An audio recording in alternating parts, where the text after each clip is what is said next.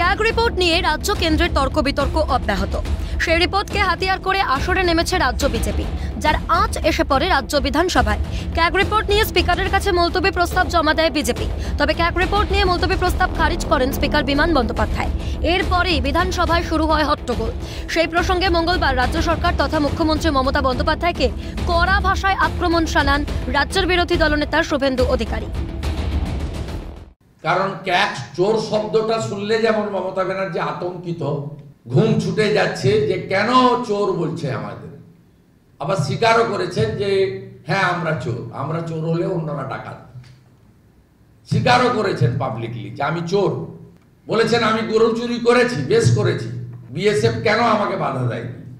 ৭২টা জায়গায় যে জমি দেননি, কাঁটা তার নেই, সেখানে বিএসএফ এর দাঁড়ানোর কোনো জায়গা নেই, সেখান থেকে যে গরু পাচার করছি সেটা আর বলেননি। তাই এখন ক্যাগ শব্দ শুনলেই রাজ্যের মুখ্যমন্ত্রী বা শাসক দল লাফাচ্ছে। পাশাপাশি আসন্ন রাজ্য বাজেট থেকে তিনি এবং তার দল কি আশা রাখছেন তাও সাংবাদিক বৈঠক থেকে স্পষ্ট করেন শুভেন্দু। আগামী ৮ তারিখে ভারতীয় জনতা পার্টির বিধায়করা পার্টিসিপেট করবে বাজেটে। আমরা ভালো বাজেট আশা করব। আমরা আশা করব কেন্দ্রীয় হারে ডিএ ঘোষণা হবে। আমরা আশা করব সমকাজে সমবেতন। আশাকর্মী, ICDS, contractual, casual, civic volunteers, village police, VRP, পঞ্চায়েতের ট্যাক্স কালেক্টর, বেসরকারি ক্যাজুয়াল, সরকারি বাসের ড্রাইভার, কন্ট্রাক্টর, সকলের জন্য আর্থিক সুরক্ষা ঘোষিত হবে। আমরা আশা করব লক্ষ্মীর ভান্ডারের টাকা 500-র বদলে 2000 টাকা করে ঘোষণা হবে। পাশাপাশি রাজ্যপালের ভাষণ ছাড়া বাজেট অধিবেশন শুরুর জন্য ক্ষোভ প্রকাশ করেন রাজ্যের বিরোধী দলনেতা। বলা যেতে পারে আজকে কাজের দিন, যদিও এই প্রথম বাজেট অধিবেশন মহামান্য রাজ্যপালের বক্তৃতা ছাড়াই শুরু হয়েছে। এটাও একটা অষ্টম আশ্চর্য।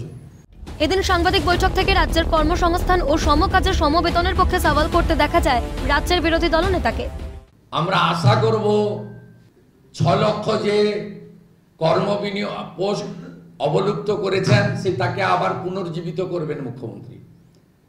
মুখ্যমন্ত্রীর নির্দেশে অর্থমন্ত্রী সমস্ত রাজ্য সরকার, শিক্ষক, শিক্ষাকর্মী, অধ্যাপক, পঞ্চায়েত, পুরসভার ফাঁকা থাকা আসনগুলিকে 6 মাসের মধ্যে পূরণ করে দেবেন এসসি, এসটি, ওবিসি রোস্টার মেনে। উড়িষ্যা, বিহারের মতো পার্ট টাইম, ভোকেশনাল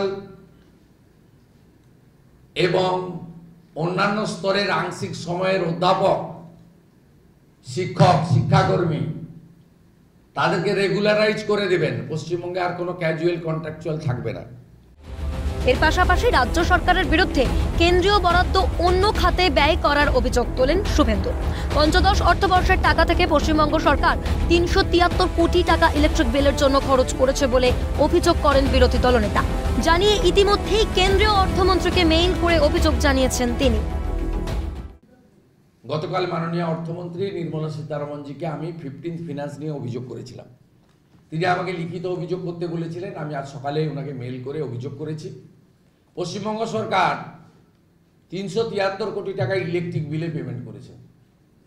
373 কোটি টাকা তারা ইলেকট্রিক বিলে পেমেন্ট করেছেন 15th ফিনান্সের টাকা থেকে।